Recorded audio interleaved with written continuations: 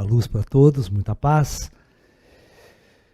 Bom, hoje nós estamos iniciando então o seminário especial, né, sobre as tecnologias de cura extraterrestre.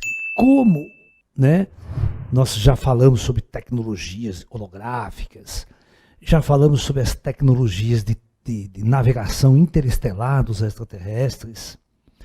E agora, esse seminário especial, nós vamos falar sobre, né, a tecnologia de cura utilizada pelos extraterrestres. E no capítulo de hoje, nós vamos fazer a seguinte discussão, né? Eu vou dar um exemplo para vocês, né, real, essa é uma história real. Obrigado. Os caras no Brasil compraram uma máquina alemã, super sofisticada, uma máquina gráfica sofisticadíssima, alemã, né? E de repente funcionava perfeitamente, até que um dia a máquina, pum, deu um clique, a máquina parou. Sabe? Parou. Os técnicos brasileiros, e olha daqui, e olha de lá, e fuça daqui, fuça de lá, contrataram os melhores técnicos, gastaram uma fortuna, os caras não achavam o defeito, em hipótese alguma. Sabe? Não conseguiam consertar a máquina de forma nenhuma. Então, liga lá para a Alemanha, pro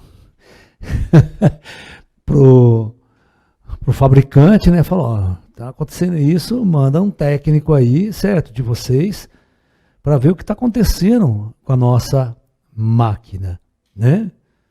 Para ver o que está acontecendo com essa situação. Bom, os caras demoram um tempinho, cruzam o oceano, vem de avião, o técnico, chega aqui no Brasil, técnico chega na máquina, olha, fala, liga a máquina, pode desligar. Ele vai lá, cata a caixinha de ferramenta dele, sabe? Vai lá, abre o painel da máquina, vai ali atrás, tem um parafuso, ele só pega uma chave e dá uma ajustada no parafuso. Pode ligar a máquina. Pá, funcionando perfeitamente. Quanto que é o seu serviço? O cara, $1.000. Mas como? $1.000 para você apertar um parafusinho só? Você não demorou nem 30 segundos. Não, para apertar o parafuso, eu cobro R$1 só. Mas para saber qual parafuso apertar, aí é 999. Vocês não ficaram com 300 técnicos aí, gastaram uma fundo, ninguém sabia qual parafuso apertar? Agora a pergunta é, nós temos 1 milhão de médicos aqui, e ninguém dá jeito para a morte, às vezes ninguém cura câncer, ninguém cura um monte de doença. E se nós chamássemos, né, o técnico do fabricante?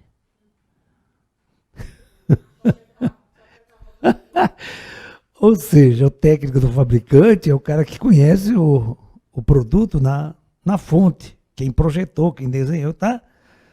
Você está entendendo? É o cara que trabalhou na construção daquela máquina. Então ele sabe tudo sobre a máquina, sabe todos os defeitos e sem dúvida nenhuma sabe como consertar essa máquina. Por isso nós na aula de hoje, para mostrar para vocês por que os extraterrestres têm uma capacidade praticamente infinita de cura de nossos corpos e de qualquer mal, qualquer doença que possa se acometer em nossos corpos, né? Nós temos que entender e irmos na origem de quem nos fabricou. Quem fabricou esse corpo, quem projetou esse corpo biológico e instalou este corpo aqui na Terra. Quem desenhou ele com todas as capacidades, né, auditivas, visuais, sensoriais, né? Quem projetou esse corpo, né, para abrigar o espírito. Nenhum médico, nenhum cientista terrestre sabe até hoje que esse corpo só serve para abrigar o espírito. Ele foi projetado para abrigar o espírito. As pessoas, maiores cientistas, acham que morreu, acabou. Então, na verdade, a primeira coisa muito importante que vocês têm que entender, que se não existir o espírito animando este corpo não funciona. Já é o primeiro aspecto. O dia que o espírito sai e morre, e tudo para, e esse corpo vai à podridão. Então, o que mantém este corpo funcionando e existindo é uma coisa que a ciência desconhece totalmente, que é o ânima na história. Você sabe o que significa ânima? Anima, né? Você acha que vocês conhecem, essa é uma palavra mais antiga, mais grega, o que significa animação? Vocês fazem um desenho, por exemplo. Como é que vocês animam aquele desenho? O que é uma animação? Isso, fazer aquilo se movimentar, aquilo ter uma própria vida, ter um ânima, a gente chama, ter uma alma. Ânima, alma são praticamente sinônimos, vem disso aí, né? Então, os antigos sabiam que tinha um espírito que animava o corpo, que dava vida ao corpo, e não o contrário. Quando o espírito saía, o corpo já estatelado e morto. Então, a primeira coisa que nós vamos entender aqui, que a nossa medicina não sabe, é exatamente isso. Nós temos um corpo, né? E associado a este corpo, nós vamos ter um espírito, ok? Então é muito importante que vocês entendam isso. Então, esse azul será o espírito. Quando o espírito está conectado ao corpo, e não se esqueça, o espírito se conecta ao corpo no cérebro, numa parte do cérebro, é o hardware, é onde está o plug USB lá. Né? Porque você pode até fazer uma experiência se vocês quiserem. Pode cortar os 2 braços, o cara continua pensando em existir. Corta as 2 pernas dele, ele continua existindo. Se você cortar o pescoço daqui para baixo e colocar máquinas para coração, máquina para respiração, máquina para o rim, o cara continua existindo perfeitamente, pensando, sentindo e amando. Ok? Então, o que dá vida? Aonde está a conexão do espírito com o corpo? Provavelmente na cabeça. Tá? Então,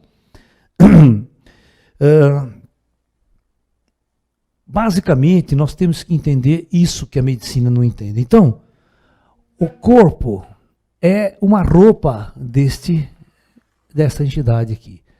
É essa entidade que ama, que sente, que chora.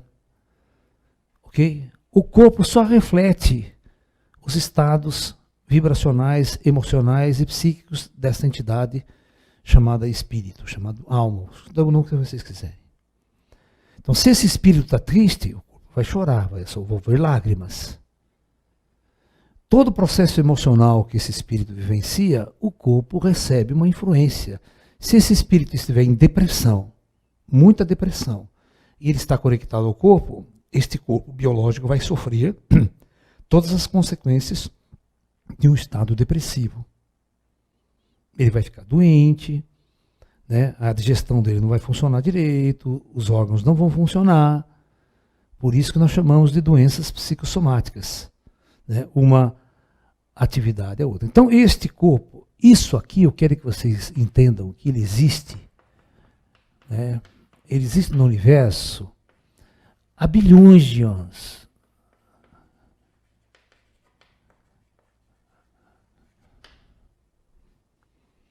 Esse corpo não, esse corpo, o corpo, né, este corpo aqui, ele é uma roupa, né, projetada